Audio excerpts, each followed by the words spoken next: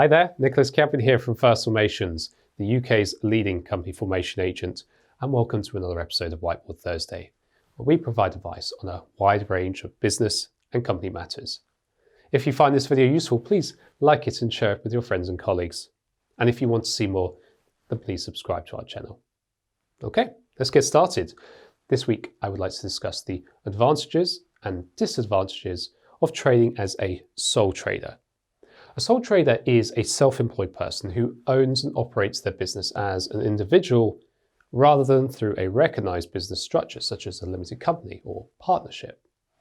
As a sole trader, there is no legal distinction between the individual and the business entity. They are personally liable for all the business debt. While a sole trader runs the business on their own, this doesn't mean that they need to be alone in the business. A sole trader can indeed employ staff on a permanent or part-time basis. So with that in mind, let's start with the advantages of being a sole trader. And number one is simplicity. As a sole trader, there is no need to deal with the formality and documentation involved with setting up a limited company or partnership. You can start doing business straight away without even needing to choose a business name or set up a business bank account. Number two, a sole trader, the setup process is free. There is no cost associated with setting up a business as a sole trader. Although the cost of setting up a limited company is minimal, there is no cost whatsoever with commencing as a sole trader. Number three, there is less administration and reporting. As a sole trader, there is no need to generate any annual business reports or make any annual filings to Companies House. This will include things like your confirmation statement and your annual accounts. The only paperwork which needs to be submitted is the self-assessment tax return. You can therefore save a great deal in accountancy fees, which could go for up to around £1,200 a year. That's a big saving. Number four is confidentiality. Sole traders have much more privacy in terms of their business dealings compared to limited companies. There is no need to publish an office address or provide details of people's significant control over the business.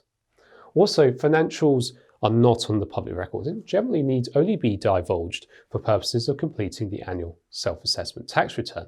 Number five is there are no director duties.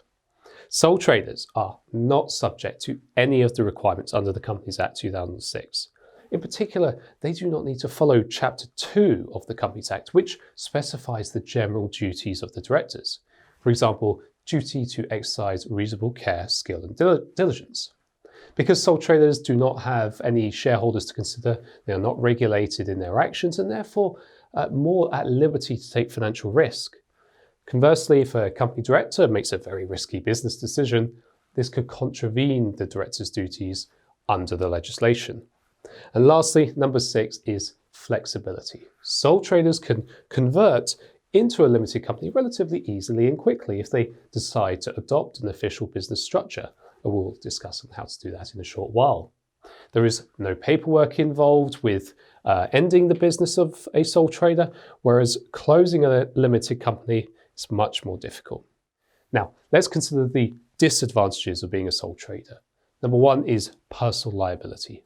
Sole traders are personally liable for all of the business debt. Unlike a shareholder of a limited company, there is no limit on a sole trader's liability if the business gets into financial difficulty.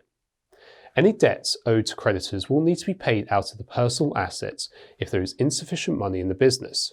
This can even extend to property, including their own home, and can result in personal bankruptcy. The unlimited liability of being a sole trader can be a huge risk for anyone with extensive personal assets. It's also possible this may prevent business expansion by those who are a little bit more risk averse. Number two, marketing and credibility. Some people prefer to deal with limited companies, as sole traders are often considered high risk or less professional. This perception is possibly due to sole traders' unregistered status, as all established and large businesses trade as limited companies. In business terms, people trust companies as they feel they have the resources, infrastructure, and willingness to fix things should anything go wrong while supplying their products and services. Indeed, this problem is magnified in the business-to-business sector, where most large companies have a policy of only dealing with other incorporated entities. Number 3, raising capital. Sole traders can struggle to raise capital. Since they do not have to submit annual accounts, this reduced financial transparency can also reduce their ability to get bank loans. Potential investors may also be put off as they can't be offered shares within the business. Even if a sole trader is doing exceptionally well, they do not have the option to raise substantial capital, for example by inviting new shareholders to invest in the company. Number 4 is tax efficiency. Sole traders are required to pay personal tax on the full extent of their profits each year. They are unable to reinvest profits in the business through retained profits, as a limited company can do. And sole traders do not have access to the associated lower rates of corporation tax. Furthermore, sole traders do not have the option of paying themselves with a combination of salary and dividends, and therefore do not have the tax efficiency which is afforded to shareholders of a limited company. Number 5 is the ability to transfer business ownership by sale or succession. It is much easier to transfer ownership of a limited company than it is an unregistered entity. Sole trader businesses cannot seamlessly be transferred to another party or successor. However, ownership of a limited company can easily be sold or passed on to family members by simply transferring the shares. This will include everything in a business like clients, equipment, and premises. Furthermore, when a sole trader dies, their business effectively dies with them. Whereas with a limited company, as long as there is one director and shareholder in place, the company will continue to exist. Number 6, business name protection.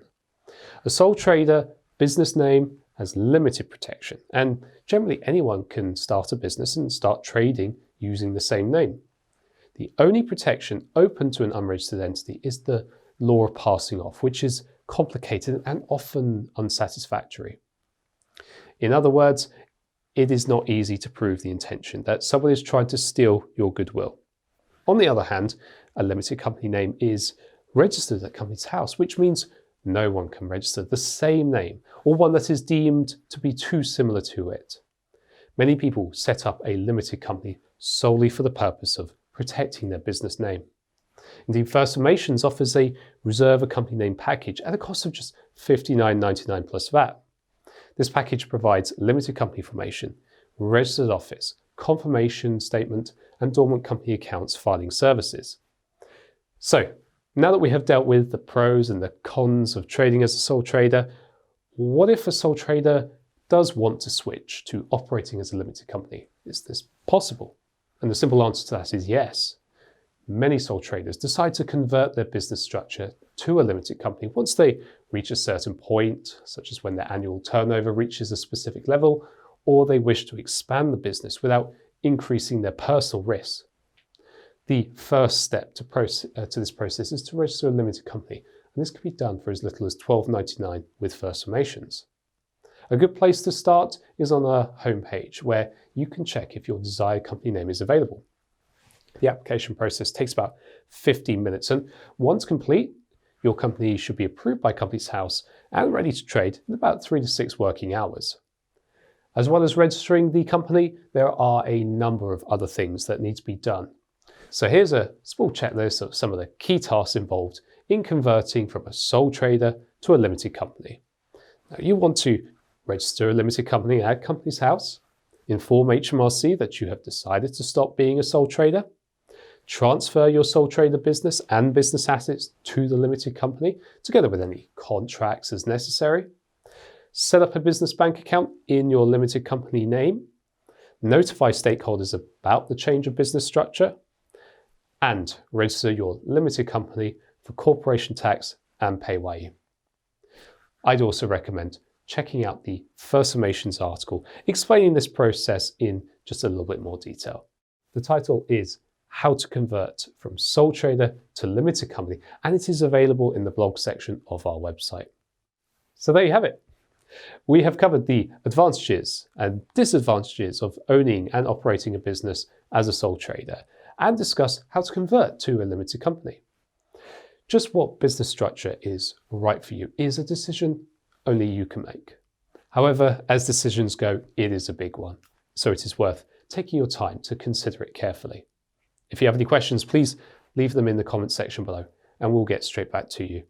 In the meantime, be sure to subscribe to our channel to get more tips and advice on limited companies, reporting requirements, tax obligations, and more.